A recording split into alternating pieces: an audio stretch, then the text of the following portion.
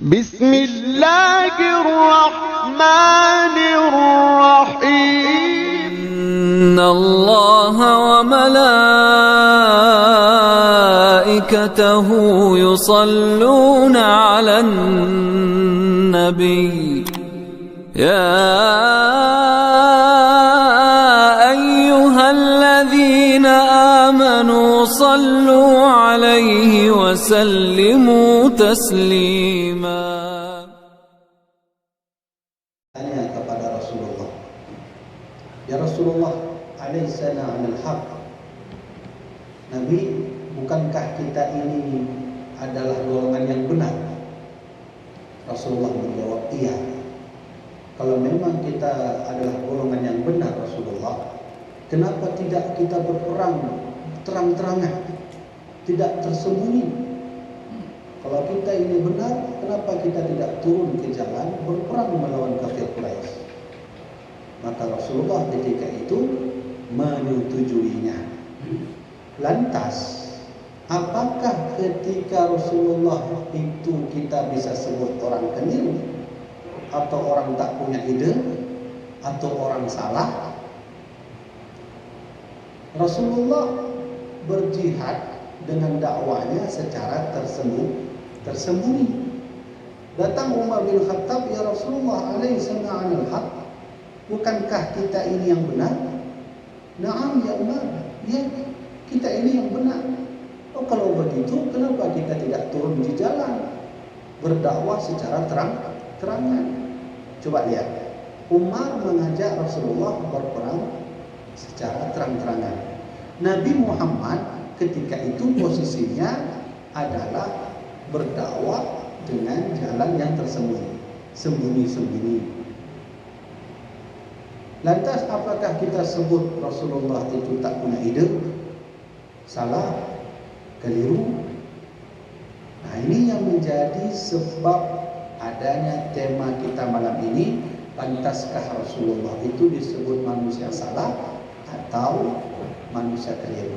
Contoh yang kedua, dulu ketika Hamzah bin Abdul Muttalib ditusuk dadanya oleh Hindun, lalu jantungnya dimakan, ditusuk, dibelah, diambil, lalu dimakan jantungnya oleh Hindun. Ketika itu Rasulullah melihat jenazah pamannya sendiri dalam keadaan yang tragis. Rasulullah ketika itu sempat terniat untuk membalas dendam, karena itu pamannya, orang yang paling Nabi cintai. Naik Rasulullah untuk perang dengan alasan balas dendam. Lalu Jibril alaihi salam turun menegur Nabi Muhammad, jangan kau berperang atas nama balas dendam, tapi berperanglah atas nama Islam. Lantas, apa masih bisa kita sebut Nabi Muhammad salah? Dengan ketelodoran itu, bisa nggak kita sebut Nabi keliru? Bisa nggak kita sebut Nabi salah?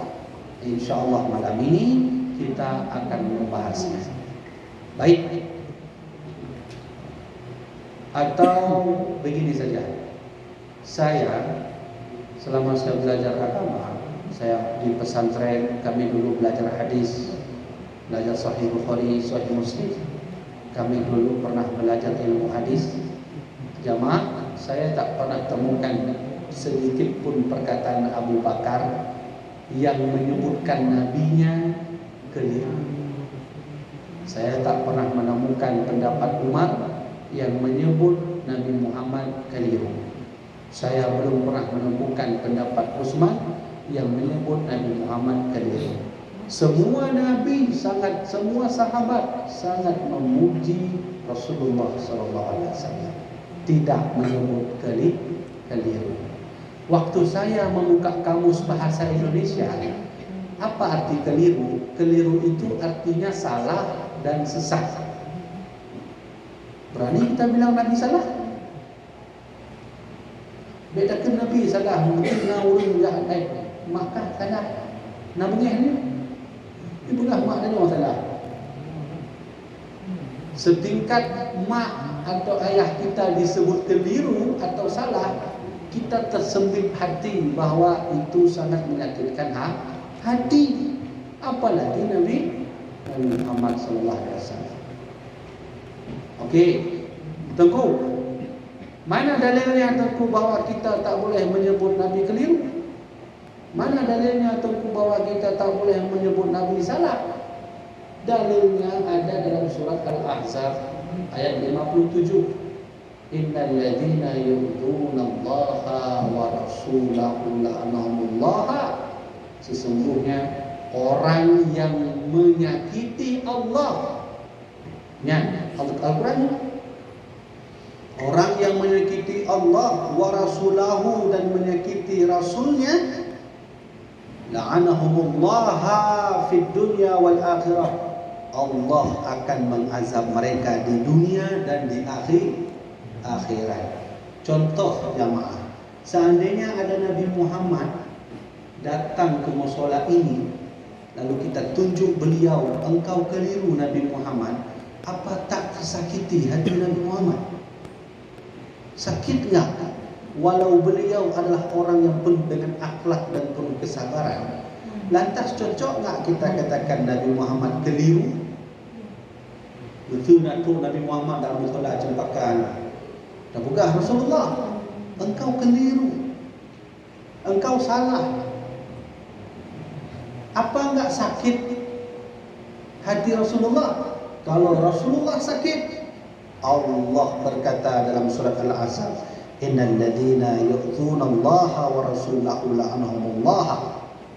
Kalau ada orang-orang yang menyakitiku dan menyakiti Rasulku, kata Allah, la'anahumullah fid dunya wal akhirah.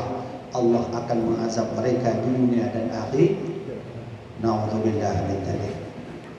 Maka kalau ada orang-orang yang menyebut Nabi keliru, yang menyebut Nabi salah, yang menyebut Nabi manusia biasa, memang Nabi manusia biasa.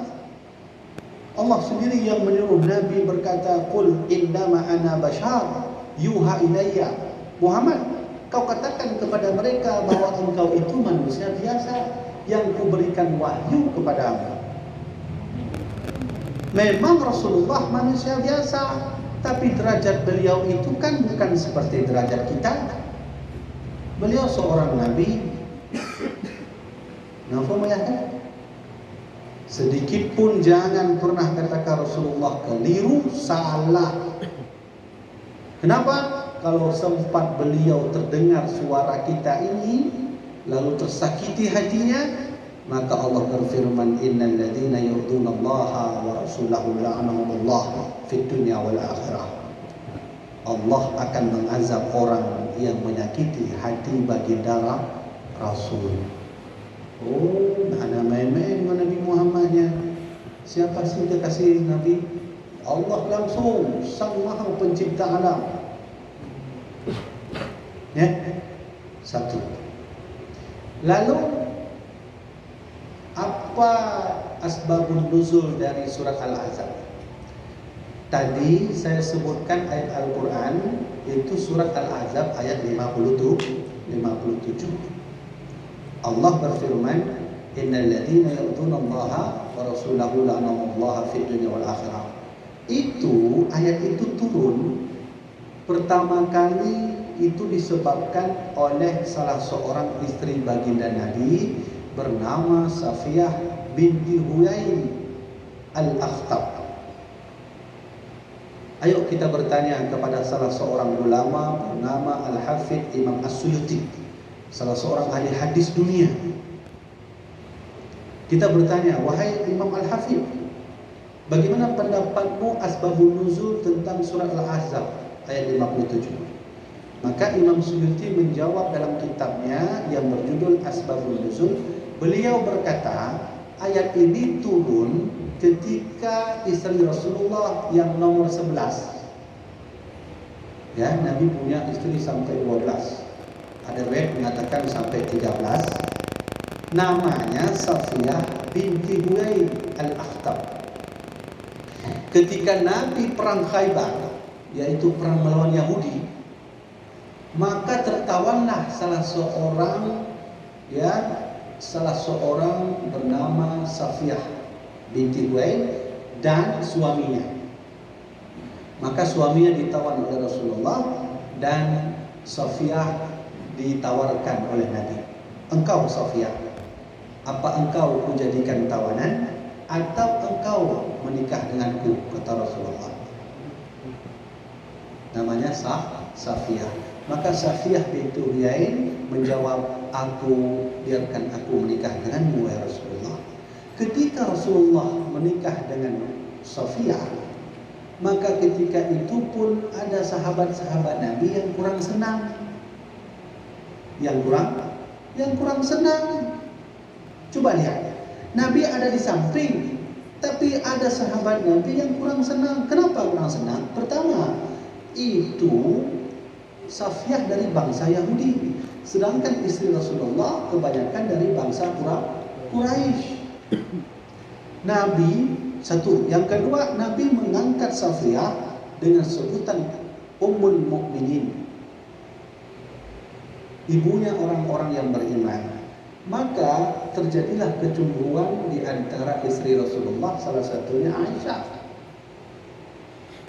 Yang kedua, yang ketiga, ada sebahagian sahabat yang kurang setuju menikahnya Rasulullah dengan Safiyah, sehingga Nabi Shallallahu Alaihi Wasallam ketika itu tersakiti hatinya, turunlah ayat.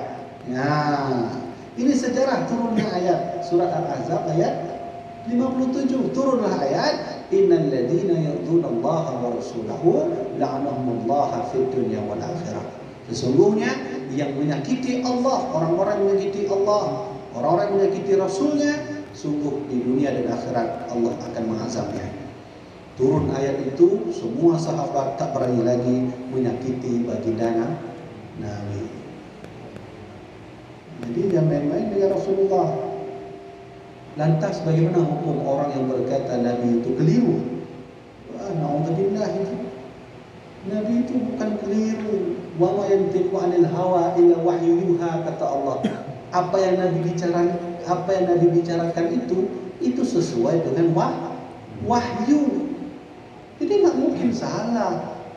Nabi Muhammad nggak mungkin salah, karena cara gerak beliau dituntun Jibril. Cara bicara beliau dituntun oleh Allah. Lantas berani kita katakan beliau keliru? Bisa. Maka orang yang mengatakan Nabi keliru itu orang yang penuh dengan emosi dan egois. Setingkat Nabinya sendiri berani dia katakan keliru, apalagi yang lain. Kita tengok buat tingkat ayah, kita tengok betul takkan ayah orang keliru, nak berani. Ni betul-betul ayah dia berbut halah masjid memang main badan. Itu contoh lagi kan. Ayah kita sedang main batu. Terang-terangan berani kita bilang ayah keliru. Enggak juga kan? Ada cara dalam Islam menasihati ayah kita. Nah, begitu adab Islam. Maka kita ini dianjurkan belajar tasawuf. Tasawuf itu mengajarkan kita adab kepada Allah, adab kepada Rasul, adab kepada sesama. Hari ini banyak saudara kita yang tidak mau belajar tasawuf. Kata mereka dunia sufi itu sesat, dunia sufi itu syirik. Nah, itulah akibatnya, saking menyesatkan dunia sufi, dia berani katakan Rasulullah tadi. Na'udzubillah minal yang main-main. Yang kedua, dalil yang ketiga, ada salah seorang datang kepada Rasulullah. Dia datang kepada Nabi Muhammad. Lalu dia bertanya, ya Rasulullah, ma al-ghibah? Nabi, ghibah itu apa sih? Kami ingin bertanya Nabi, ghibah itu apa sih? Lalu Rasulullah menjawab, zikruka akhaka yukrahu. Kalau engkau menyebut-nyebut saudaramu yang membuat saudaramu itu benci terhadap perkataanmu, itulah yang disebut ghibah. Ulang itu. Ada orang bertanya, ya Rasulullah, ma al-ghibah itu? Apa itu ghibah? Dzikruka akhaka yukrahu. Dzikruka akhaka bima yukrahu. Ketika engkau menyebut-nyebut temanmu, saudaramu, yang kata-katamu membuat dia benci kepadamu, itulah yang disebut dengan ghibah. Maka ditanya lagi oleh sahabat Nabi, afara'aita ya Rasulullah in kana akhi ma'akun. Nabi, kalau saya sebutkan apa yang saya sebutkan itu betul, bagaimana? Misalnya saudara saya main batu, saya sebutkan memang dia main batu. Dia main batu Nabi. Contoh ya. Dia itu berbuat kemungkaran. Jadi saya ungkapkan yang betul karena dia sedang berbuat kemungkaran. Ufam ya. Jadi tanya Mbak Rasulullah, punya mandonnya saudara lu betul, pu yang lungkunya betul-betul ibu put. Dan pu ibu put betul-betul lungkun. Fakta. Maka kata Rasulullah, in kana fihi ma taqul faqad irtabatah. Kalau apa yang kau katakan itu betul, yang dilakukan oleh saudaramu itu, sungguh engkau telah berbuat dosa ghibah. Nangon danyo main bete, tajak Nabi Muhammad. Nabi Muhammad, lu kena cerita baca tentang saudara lu yang tengah main bete. Memang betul saudara tengah main bete. Maka Nabi melarang, hanya walaupun saudaramu main batu, engkau ceritakan kesalahan saudaramu yang betul-betul memang dia lakukan kesalahan itu, faqad irtabatah, sungguh engkau telah melakukan dosa ghibah. Fa illam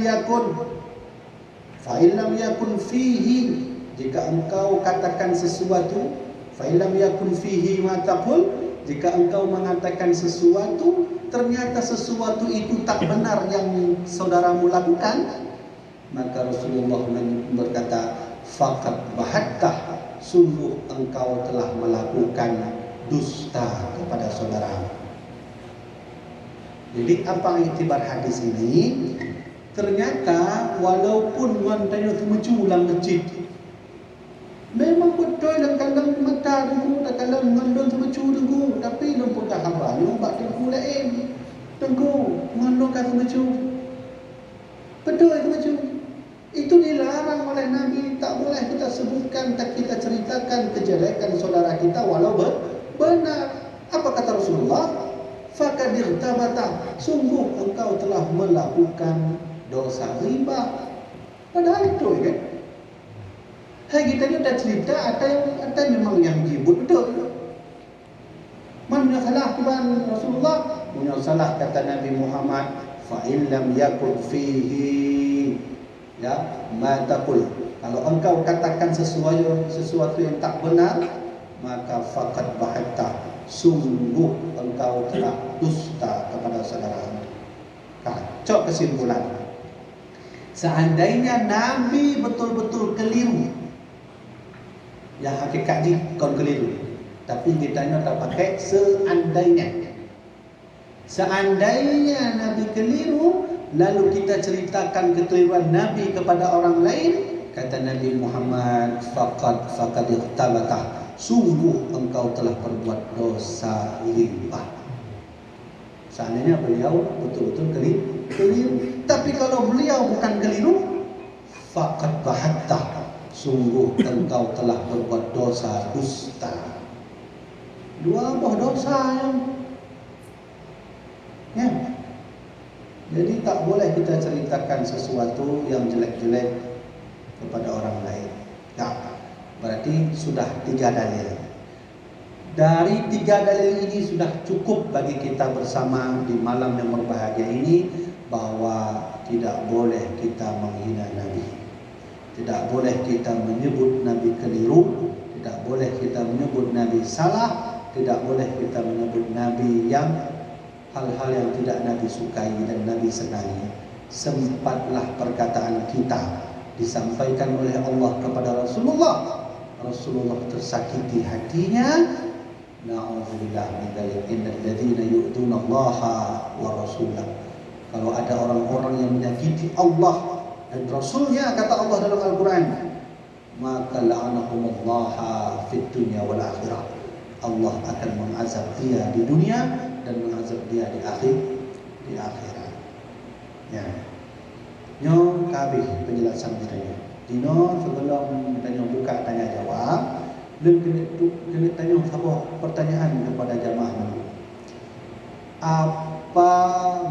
Bagaimana menurut jamaah ketika ada seseorang perempuan yang terindikasi menurut habalah bahwa dia itu selingkuh?